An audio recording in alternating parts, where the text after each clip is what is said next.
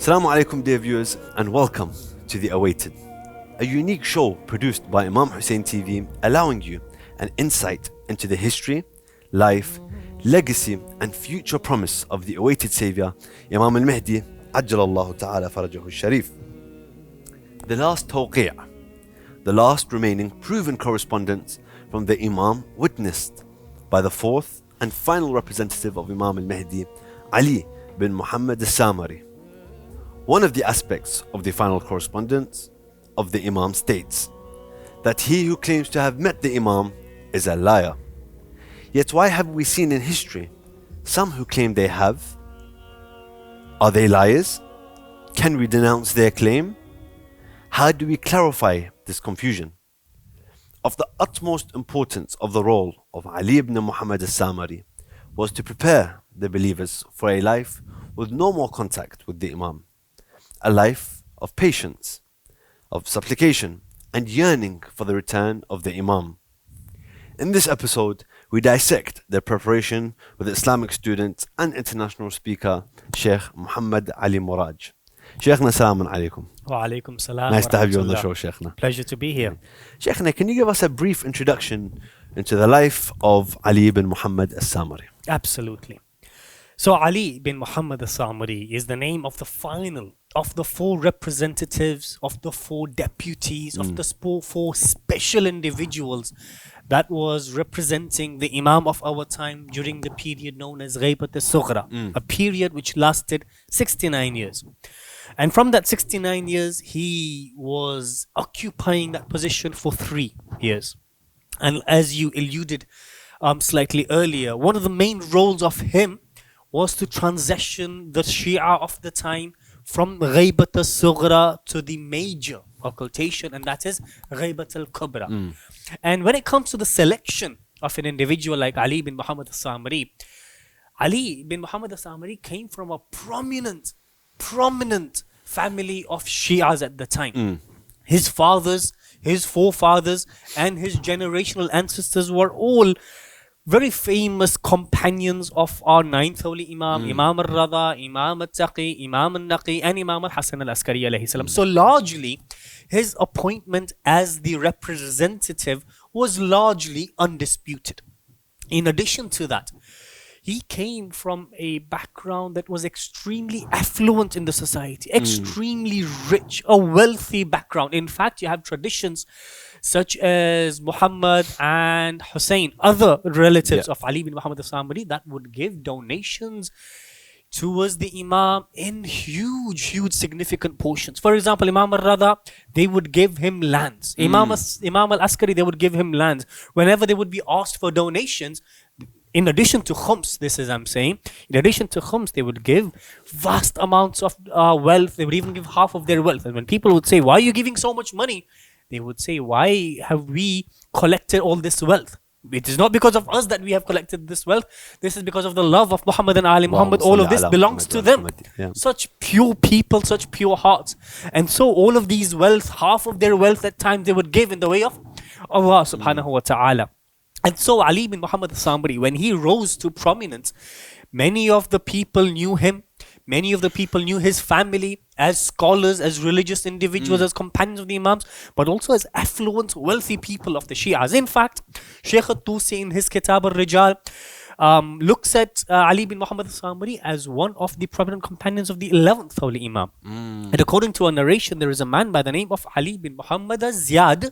And according to other narration, he himself, Ali bin Muhammad al-Samari, either his cousin or himself, has been credited to have authored a book by the name of Kitab al-Awsiya. Kitab al-Awsiya was a book that defended the Imam of our time, Imam al-Mahdi, at that crucial point. And so this was a family of scholars, a family of supporters of the Hujjah and the Imams before that. Sure. So, like I think we've spoken about previous representatives of the Imam, there is a strong history of love towards the Ahlul Bayt.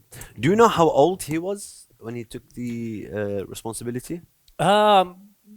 we don't have the exact date. However, the Was he a youth? Was no, he elder? no, he Yeah. wasn't. He was quite an elderly, because his deputyship lasted only for 3 years, and Sheikh Tusi in his Rijal accounts him as a follower of a companion of Imam al-Askari alayhi salam. so And given several that the Ghaibat generations. al-Sughra lasted for at least 66 years before he took over, he was around much older, around the Sure. 80-year mark. Sure. So there's countless years of experience and inherited experience as well. Absolutely, for him, yeah. absolutely. With this, okay, so we've established he's got many years of experience. He's involved in the previous Imam. His family are involved with the Imams and the Ahlul Bayt. There's 3 representatives before him. 3 before him. He's the 4th. Yeah. Were there people still doubting that, or doubting his role as a representative of the Imam? So as I alluded to slightly earlier, his role was slightly undisputed when it came to compared to the other representatives. Slightly. So there was So there was doubt. some. Yeah. Now Uthman bin Sa'id, Muhammad bin Uthman, and Hussein bin Ruh faced a lot of disputes. With him, slightly less, but there was some slight kind of disputes. Let me narrate to you one thing that would help him prove to the people that no, I am guided by an Imam that knows of the knowledge of the unseen. So yes, his role was largely undisputed compared to Uthman bin Sa'id al-Amri, Muhammad bin Uthman, and Hussein bin Ruh. Yet there were some people that would dispute his role, and again he would need to prove that he is backed by an Imam, an Naturally. infallible personality that has knowledge of the unseen. Yeah. And Shaykh Tusi writes this from one of his teachers who had narrated from Hussein bin Ali bin Babawayh al-Qummi, the brother of Shaykh Sadduq. And The brother that was mentioned by the Imam as being another alim of the Ahlul Bayt. exactly. Yeah. The Muhammad and Hussein were the 2 alims. Yeah. This is Hussein we're talking sure. about. So Hussein narrates the story that when my father was still alive, and this has happened many years later, a few of the individuals that were living in the same area where Ali bin Muhammad al-Samari was living in came to him and narrated the following story, that every so often Ali bin Muhammad al-Samari, he would go to these individuals separately, 1, 2 and 3, and he would ask, have you heard anything from Ali bin Babawayh al-Qummi? They'd be like, yeah, he's okay. He's like, alhamdulillah, he's alive. And he'd ask again and again and again. And one such occasion he asked, so what's news of Ali bin Babawayh al-Qummi? They said, we haven't really received a letter from him. And he said, may Allah subhanahu wa ta'ala grant him an elevated state in paradise, and may he grant you patience to bear the loss. So at that time they were unsure of what's quite happening. Nonetheless, they looked at the date when he said this, the month and the year that he said it. 17 or 18 days later, they received a letter saying Ali bin Babawayh al-Qummi has indeed passed away. And so this just reinforced that yes, Ali bin Muhammad al-Samri is an individual, a representative, a deputy that is backed by an Imam that has knowledge of the unseen. And there would be these kind of things that he would continue to do just to ensure that the Shias know that he is backed by the knowledge of the unseen. Were there any influential figures that actually stood in the face of him and tried to stop him? When you have an analysis of the book, not so much. His main challenge and his main role was a particular letter that the Imam had sent. Okay. And that was the final letter. That he was sent. indeed the final tawqi. So what we're going to do is we're going to read it out, inshallah, to the viewers. Absolutely. And Yes, just please. we get a better idea, inshallah. Exactly. So the letter from Imam al-Mahdi to Ali ibn Muhammad al-Samari. Oh, Ali ibn Muhammad al-Samari, may Allah increase the reward of your brothers concerning you, i.e. your demise. Death will come to you within the next 6 days. Allahu Akbar. So, you complete your works and do not nominate any person other after you. Yeah? The sequence of special deputies will end, and the major occultation will commence with your demise. So, this is the final step. In 6 days, you'll demise, there'll be no more representatives after you, and the major occultation will do. Now the repentance will occur only with the permission of Allah subhanahu wa ta'ala. Another prolonged period, and other hearts of people are hardened. Okay. And such a period will emerge on my Shi'as when people claim that they have seen me, which is true, we see that today. Whoever makes such a claim before the advent of Sufyani and the heavenly voice is a liar and an impostor. There is no strength and power save that of Allah, the High, the Great. Okay, so a short, to the point letter. Yes. The points we take from that, and you can elaborate further on them. Number one, the representative will die in 6 days. And the start of his death is the end of the minor occultation and the beginning of the major occultation. Yep. There will be no other representatives after him. And the end of the major occultation is only from Allah subhanahu wa ta'ala. Yes. Anyone who claims they have seen me before the advent of the Sufyani is a liar. Yes. Khalas. Exactly. There's no argument there. No. Okay. That's a very straightforward letter. It can't be disputed. No. Yeah. No. It's a straightforward letter that has been recorded in the Kitab al-Ghaib of Sheikh al-Tusi. Okay. Right? And the beauty of this letter, just like the letters that previous representatives had received, is it foretells that Ali bin Muhammad al-Samari, you're going to die in the next 6 days. Imagine you are Ali bin Muhammad al-Samari and you get this letter. You're going to die in 6 days. If that happened to you, would you be ready? Or would you start panicking as a human? What you'd expect is for any human to kind of start panicking. Have I had 6 enough days. provisions? Exactly. My salah, my siyam, my ibadah, my everything, my deeds. Have I hurt anyone? Have I not hurt anyone? Am I ready? Am I not ready? Absolutely. Subhanallah. But these are the companions, the creme de la creme. Yeah, I say these things just so we can Relate to them. understand that these are the creme de la creme. Yeah. We are not on that level. Yes. We can try to aspire to be like them and learn from them and learn from their characteristics. But the fact that the Imam knows that you have the heart to know that you will die in 6 days and take that message. Subhanallah. Exactly. Subhanallah. What was the most important aspect of his dutyship? You see, Deputyship, let's say. So we've gone through many challenges that many Yeah. other people have faced, but the most important dutyship responsibility that he had within his dutyship was this final tawqeed, the transition between Ghaybat al-Sughra to Ghaybat Because that's the al-Kubra. final wasiyah of the Imam. It's the final wasiyah. This is the final letter that anyone's going to receive publicly, directly from the presence of the Imam. And if we spend a little bit, some time looking into this tawqeed and trying analyzing exactly what we can take out. First thing the Imam does is make a prophecy that look, you're going to die in the next 6 days. Yeah. And he's done that with all of the other representatives before. For example, many of the representatives will tell the people that look, on this particular day, I'm going to die. This is going to be my grave in Baghdad. His grave, for example, is next to Sheikh al-Kulaini. Yeah. So he would kind of tell the people that, look, I'm going to die in the next 6 days. And it was the year 329 after Hijrah, 15th of Sha'ban. He passes away. So his Sanawiyah has just passed as well. Sorry? His Sanawiyah has just passed, his annual year remembrance. Yes, exactly. So this was the first kind of prophecy that, this is the letter from the Imam because it foretells a knowledge of the unseen. Number one. Number two, the Imam says you need to wrap up your work and tell people that after you there is going to be no other deputy. This is the final thing. So now no one can come and say, look, I am the fifth representative of the Imam, or I meet the Imam every so often, every Friday, give me your khums, give me your money, give me your letter. Khalas, I'm this the is last. the final one. I am the last.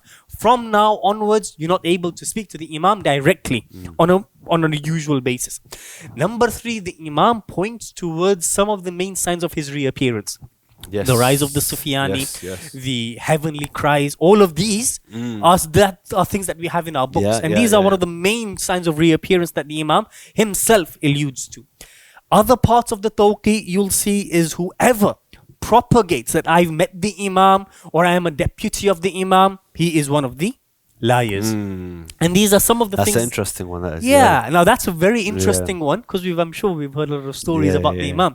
But here the Imam is saying, look, after this is going to be the final thing. And Ayatollah Baqir al-Sadr says that the fact that the Imam said that, look, after this is going to transition into Ghaybat al-Kubra means that the aims and objectives of whatever the Imam wanted to achieve in the period of 69 years was met. And now that the community were ready to move into Ghaybat al-Kubra. That's even more interesting. That's even more interesting. He's laid foundations for us that we are benefiting from today. Exactly. Interesting. Let's dive into that further after a short break because I don't want to cut us off in the middle of that discussion because that needs to flow most definitely. Inshallah. Dear viewers, join us after a short break. We will continue to discuss the final wasiyah tawqi' message of Imam al-Mahdi to his final representative. See you shortly.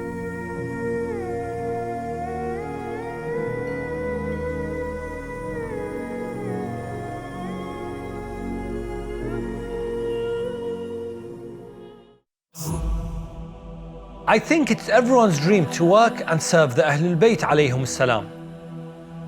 Working with this project allows us to contribute back to the community. Our main objective is to bring Imam Hussein to every household or to take people to Karbala. producers, cameraman and editors all synchronize to capture, inspire and bring you closer to Abu Abdullah. Working here is an honor and a privilege, yet nothing compared to the sacrifice of Imam Hussein alayhi salam. Pass on the lantern of Imam Hussein. Why should you support? Why should you support? Why should you support? Imam Hussein TV is our Husseiniyyah to the world. It's an open university to learn theology, history, law, Quran, and many more sciences. Many rely on our channel as they have no access to any Husseiniyyahs or any mosques. And they have no access to any community events nor scholars, and they solely rely on our broadcasting. Children in the West have so many questions to ask about the faith. We aim to educate youth and reverts in a thoughtful manner and language which is interactive, easily digestible and understood. Our project is fully crowdfunded. We have no sales, no business, no profits. If you do not support us, who will? If you do not open a channel, who will? And if you do not raise the flag of Imam Hussein alayhi salam, who will? We have been operating since 2016 and we have brought to you shows like Morning Barakah, Ahkam SOS, Her thoughts And the debate show. We also have created many documentaries on topics such as the death of the Prophet sallallahu alaihi wasallam, Miracles in Arba'een, non-Shias visiting Karbala. And most importantly, And most importantly, We bring you Karbala live. Karbala live. Karbala live. Karbala live. لبيك يا حسين.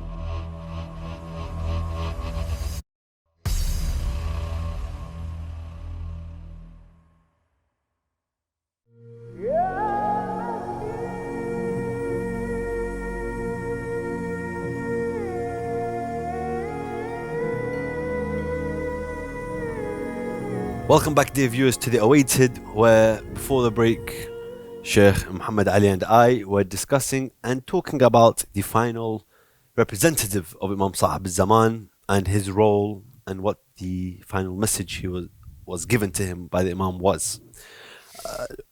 I didn't want to cut him off. I didn't want to cut you off, Sheikhna, because we were diving into a topic that I wanted to flow, to be honest, a discussion wanted to flow. And it's two things. One, we read the letter of the final Imam, the Tawqi', and it mentioned those who claim to have seen me before the signs are liars. That's a big statement saying, knowing that we have a lot of scholars who have stated that they've seen the Imam, people have said they've seen the Imam. How do we approach that? I also want to talk about, I remember you mentioned the reasons for the occultation. Yes. So the Imam, for him to have ended that period of the minor occultation means he completed his mission. Yeah. What was the reason for that minor occultation? So before we get into that, I just want to touch upon this point because it is very important. We have a lot of scholars, a lot of poets, a lot of people who come out and said, we have seen the Imam, we have spoken to the Imam. There's scholars that say if you go, for example, Masjid al-Sahla every Tuesday for 40 days, Yes. You meet the Imam. How does that fall into this? So it's a very pertinent point that you touched upon. And this letter, for example, has been authenticated by Shaykh al-Tusi in his kitab, where the Imam doesn't mince his words when he says, anyone who claims to have met me Straight to the point. is a liar. Yeah. Straight to the point, no. No, there's no indirect message No about left that. and right, Yet, we've seen great scholars like Shaykh al-Mufid, Allama al-Halli, who have said that I have indeed met the Imam. Or, for example, the likes of Allama Majlisi, the likes of Shaykh al-Tusi, Shaykh al-Saduq, who've recorded in their books that so-and-so has met the Imam. Now, how do we reconcile these gigantic scholars meeting the Imam as opposed to the Imam directly saying anyone who has met me is a liar? Before you get into that, I just want to make a point as well. There's a narration that says, you're probably going to touch upon this, but I just wanted to let this thought out. Sure. They say, if in the dreams, again, we might be talking about reality, but it says in the dreams, if you see us, you've seen us. For the Ahlul Bayt.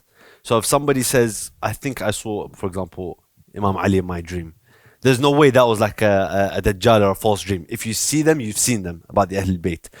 I want you just to touch upon that as well when it comes to this, if you have any information on this, because the Imam doesn't have to come to you directly while you're awake and you're sahih. It could be in your dreams as well. Absolutely. I think that's an important point as well, because when I mentioned that poet earlier as well, there's a famous poet, Sayyid Haidar al-Hilli. He wrote a very famous nawha for Imam Sahib al-Zaman. And so when he started writing it, he wrote the first couplet and the first line, and he left it, he couldn't write it. And he was on his travels, he was, I think, heading towards Kufa or something. And he slept. In his dream, a man came and completed the whole nawha for him. And I was narrated later that it was Sahib al-Zaman that actually completed the nawha for him. So is that a thing as well? There is a connection, because many a times you'll see scholars that have met the Imam whilst they have been fully conscious. Yeah. But there are times where there's a story by Ayatollah Wahid Bahbahani or Ayatollah Dastaghaib Shirazi or Allama Hilli himself, that when they narrate the story, either the main kind of person within the story or themselves fell into a dream state where they were able to see the Imam through the vision. So yes, absolutely, there people have either seen them whilst conscious and whilst in dreams. But the pertinent point stands that these gigantic scholars have said, look, we've met the Imam, or we know someone who's met the Imam, and then the Imam says, look, whoever claims to have met me, it contradicts directly. Now, Allama Majlisi, again, a gigantic scholar, responds to this by saying, look, there's two ways you can meet the Imam. The first sorts of people that have met the Imam is in the sense that they say that, look, I meet the Imam on a periodic basis. For example, every Friday I meet the Imam. I'm going to meet him next month as well. Every so often I have dinners with the Imam. Or the Imam has told me that you need to give me £1 million on the way of Khums and I will collect it for you. That's one person that claims that I'm going to meet Imam regularly. We've heard a few of them. We've heard a few of them. Yes. So they say that not only have I met the Imam, but I know when I'm going to be able to meet him, and I am a direct representative of the Imam. Right? The other types of people are those people that when they're conversing with the Imam, they don't necessarily realize this is the Hujjah, this is Al-Qa'im. However, as soon as the Imam disappears from their sight, they realize, I just had the audience with the Hujjah, right? Now, the first people who claim that they are like a deputy of the Imam, that they are going to meet the Imam on a weekly basis or a periodic basis, those are liars. This is what the Imam is referring to. Full stop. You cannot claim that you're going to meet the Imam, or the Imam has instructed that, look, every single person in London is to give you £1 million donation. Anyone asking for that sort of it's a scam. It's a scam straight away. It's fraud, right? So the Imam is pointing towards that anyone who claims to have met me as a deputy is a liar. However, there are times where the Imam does help the believers, does help the scholars, he helps the religion, and those people realize only when the Imam has left. And those stories can be taken as authentic stories. Why does that not contradict? That doesn't contradict, because the Imam, he is no doubt the guidance of Allah subhanahu wa ta'ala upon this earth. Allah subhanahu wa ta'ala in Surah Al-Ra'd says that never is there going to be a moment where this earth is going to be void of guidance. And where the religion needs the Hujjah, the Imam does make himself appear. And there's numerous examples where he's helped the students of religion, he's helped the scholars, and he's helped normal believers, getting them out of the peril that they're in. But for someone to say that, look, I'm a deputy, that's a farce. And I've got an that's appointment a scam. with the Imam next week. Exactly. That's a farce. Okay, so that's what we need to differentiate really in life. And, yes. And I think it does come down to logic at the end of the day. You know, we need to open our minds and hearts a bit more and try to understand that Imam is not... If he wants, he can come back and then we can give him what we need. You know what I mean? Yes. We don't need deputies like that now, because that time was for the minor occultation. Yes. Which comes back to the point I mentioned earlier. What was the reason for the minor occultation? Yeah. And 4 representatives. So it was a period of 69 years. 69 years. 69 years. What can you do in 69 years? What? Oh, for Imam, he can do everything in 69. He can do everything in an hour. But what was the reason for that minor occultation? So scholars point towards 2 main reasons. And like I said, Ayatollah Baqir al-Sadr in his book narrates that the fact that the Imam was able to transition from the Ghaybat al-Sughra to Ghaybat al-Kubra means that both of those objectives of Ghaybat al-Sughra were met. Now, the first objective of Ghaybat al-Sughra was to make the people used to, accustomed to using representatives and not going directly to an imam. As we've previously discussed, the Shias of that time always had the imam present physically, whether it's in imprisonment, whether it's exile, whether it's under house arrest. But they knew that so-and-so imam is in so-and-so place, and if we need to go speak to him, we can smuggle letters and do whatever. So at that time, it would have been baffling for the Shias of the time, who were going through a lot already from the Abbasids, if he would have just vanished, and then they wouldn't have been able to reconcile that how can we now follow an imam who is in ghaiba. So the fact that the imam started kind of practicing this thing known as Ghaibat al-Sughra with 4 deputies, direct deputies, is people got accustomed to it.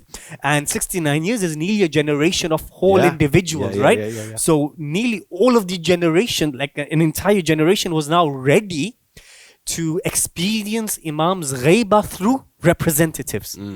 So this was the first objective that the Imam wanted to really accustom the people through. Does that apply to ulama of this day and age? Well, then hence, therefore, when the 4 representatives finished, the people were slowly accustomed to now going to not direct representatives, but towards the scholars and getting the scholars to guide them via the Imam. So this was number 1. Number 2, it was to maintain the unity of the Shias of the time. Because imagine, there were so many theological issues that were coming. There was so much backlash coming from the Abbasids and from the Shias and from the non-Shias at the time, that if the Imam would have left directly, the unity of the Shias would have just broken apart, and that Shiaism would have broken into sects upon sects upon sects. And so for the Imam to kind of bring them all back together, he had to kind of make them go through a transition of Ghaibat al-Sughra, and then when the people were accustomed to that, then transition into Ghaibat al-Kubra. Okay, so it's more of a transition period to not shock the ummah, basically. Yes. Okay. Yes. Which is important, because I can imagine Imam's gone. What do we do? Exactly. Exactly. Who do we turn to? Even before, during the period of other Imams, there's already Waqifiyya and other groups cutting off and doing their own thing. So imagine the Imams. Exactly. That's makes sense. You can't dispute that as well. Yeah. But being the final Imam, the final representative of the final Imam, this is, some would say, the end of the line or the start of a new era. Yeah. What was unique about this specific letter, this tawqi' that the Imam wrote for Ali ibn Muhammad al-Samari? Yeah. So as we've discussed, this letter holds a lot of weight, especially for our belief system, in the sense that now it's going into Ghaibat al-Kubra. And not just this letter. If you look at all of the tawqi' that have ever been sent to all of the direct representatives, the peculiar nature of these tawqi' were never does the Imam address his representatives by name. He would use kunya, he would use titles, but never by name. Because what happens if a tawqi gets leaked to the Abbasids, to the spies? They're dead. They would they would know who the Imam refers to.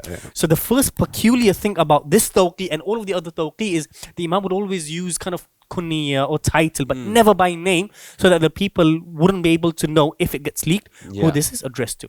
Number 2, all of the representatives, if you see, that the Imam had selected, including Ali bin Muhammad al-Samari, none of them were the Alawis, right? They were non-Alawis. They were scholars from other kind of family, other tribes. Why? Because the Alawis, the Hashemites, they were already under huge scrutiny from the Abbasids. And if they were going to kind of get direct letters from the Imam, then it would have been easier for the Abbasids to kind of catch hold of them.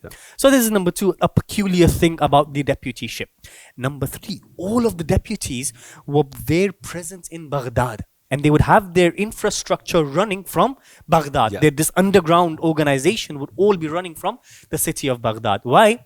Because Baghdad was not only a capital, a commercial capital, but also they were all businessmen, right? They were meant to be kind of businessmen, either oil vendors or cotton vendors or butter sellers or whatever. And they had all of this infrastructure ready in Baghdad, and it was easy for them to disseminate all of this information from Baghdad. So he was unique. The final message he received was unique. He was the representative of the final Imam, end of a line, start of a new era. When he passed away, when he died, that must have left a void for the entirety of the Ummah. What were the circumstances around his death? So when the Imam sent him the letter saying, "Oh Ali bin Muhammad al-Samari, you are going to die in the next 6 days," he had a period of 6 days to call all the leaders of the Shi'as, all of the leaders of the tribes, the other representatives, and show them this letter that, look, the Imam has said, I'm now going to die. This is the content of the letter. There is going to be no one representative, no deputy after me. So no, this is the letter of the Imam. And as the Imam had said on the 15th of Sha'ban, the year 329 AH, 6 days after this letter, he passes away. And the scholars say that he is now buried in Baghdad next to the shrine, next to the grave of Sheikh al-Qulaymi. And so with him ends the period known as Ghaybat al-Sughra, the period known as minor occultation. And with his demise, the greater occultation, Ghaybat al-Kubra, now commences. Commences straight away. And it was a natural death? I believe it was a natural death. Ahsantum Sheikhna, that was a lot of useful information on the final representative of the awaited Imam. Again, we don't usually talk about the representatives and we don't understand their role. Even now, as much as we talk about it, we don't understand it to the fullest, but we can try and apply what we know into our own lives, inshallah, and be as truthful as they was. So we can be standing side by side with the Imam of our time when he takes the thar for the broken ribs of Fatima al-Zahra and for Karbala. Ilahi Ameen. Sheikhna, thank you very much for joining me on the show. Pleasure. And thank you, dear viewers, for joining us. And inshallah, we'll see you soon on another episode of The Awaited.